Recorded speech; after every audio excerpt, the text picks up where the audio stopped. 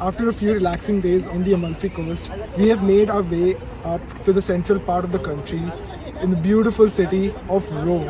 And I'm standing in what is known as the birthplace of Rome. It's called the Palatine Hill. This hill is believed to have existed from around 1000 BC, and this is where they say the city began. And for this next part, I would recommend you sit down because you'll be shocked to hear that Rome wasn't built in a day. In fact, even 3000 years later, as you can see, it's still not completely built.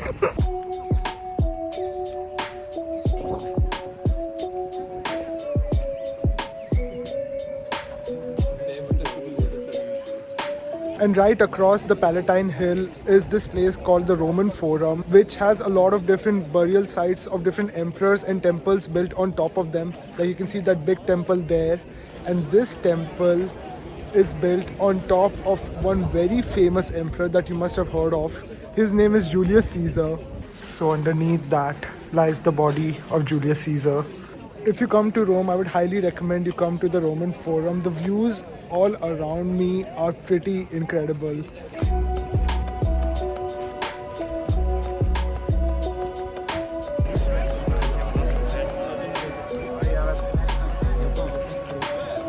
And now we have come to the Colosseum, the oldest UFC arena in the entire world. And it is the most visited tourist attraction in all of Italy.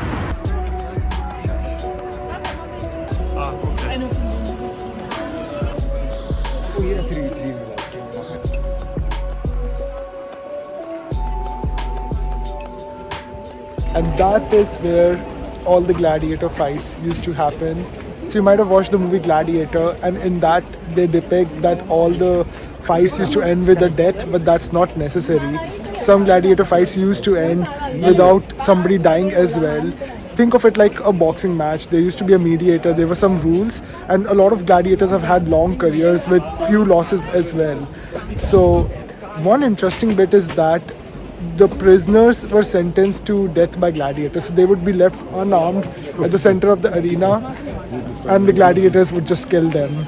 But gladiator fights are only half the entertainment that used to happen in the Colosseum. They used to bring wild animals like lions, bears, etc., and used to kill them inside the Colosseum for people's entertainment. And those animals are also used as executioners. So some prisoners who were sentenced to death would be killed raw by those wild animals here. And that is where they used to keep the slaves, the animals, weapons, etc.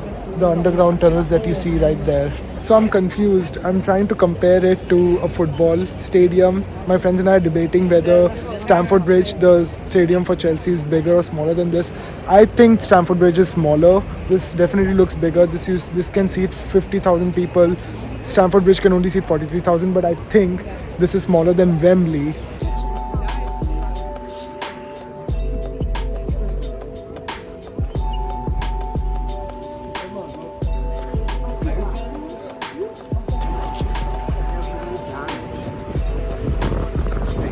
Within Rome lies the smallest country in the world, Vatican City. This is the entrance to Vatican City. So as soon as we enter this place, we'll be entering a whole new country. Let's go. And now we are no longer in Italy. We are in Vatican City. Vatican City is the smallest country in the world, like I mentioned. It's only 100 acres. To put that into perspective, it's about 1/8 the size of New York City's Central Park. And Vatican City is not part of the EU.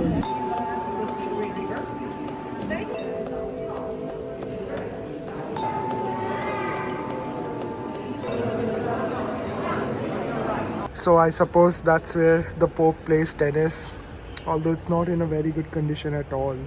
The Vatican Museum has a lot of different galleries, and this particular gallery stands out to me. It's the gallery of maps, massive maps like you can see.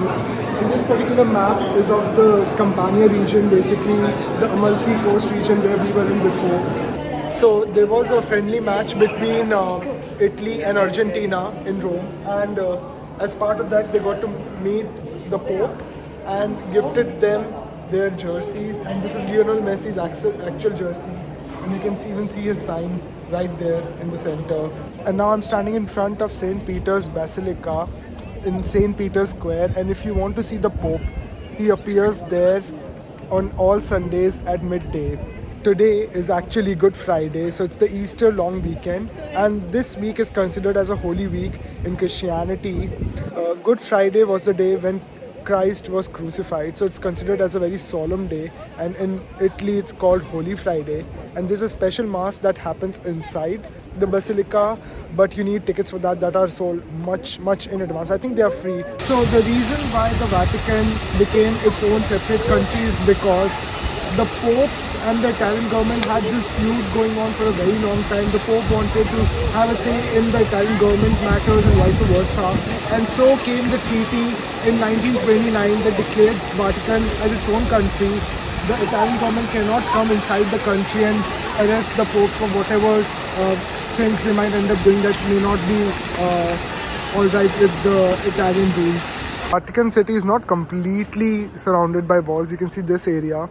This is the boundary between Rome and Vatican City, and you can see the entire boundary is covered by Swiss army. So the Swiss army protects Vatican City.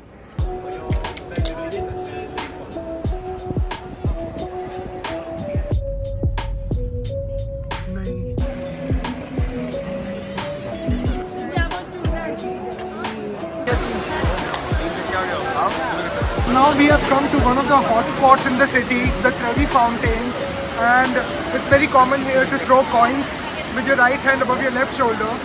So if you throw the first coin above your left shoulder, this would mean that you would have a safe return to Rome. If you throw a second coin, it would mean that you would be met with romance the next time you come to Rome, and if you throw a third coin, then that would mean that you would have a Roman wedding.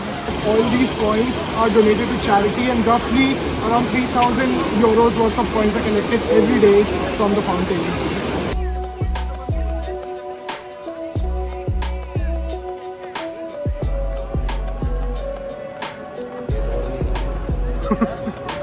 We have come to this Italian restaurant to have some pizza and pasta. The street looked very nice, and we were just discussing why in each Italian restaurant that we have been to there are two sets of forks and one knife.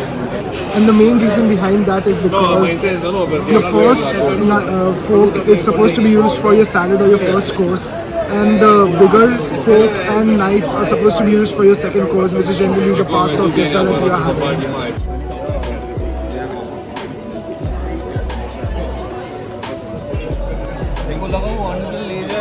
Salute.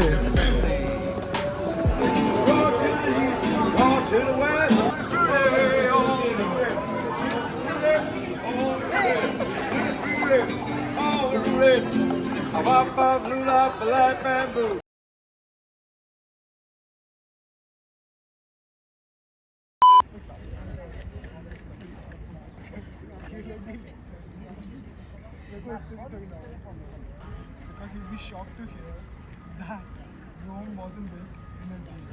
In fact, even 3,000 years later,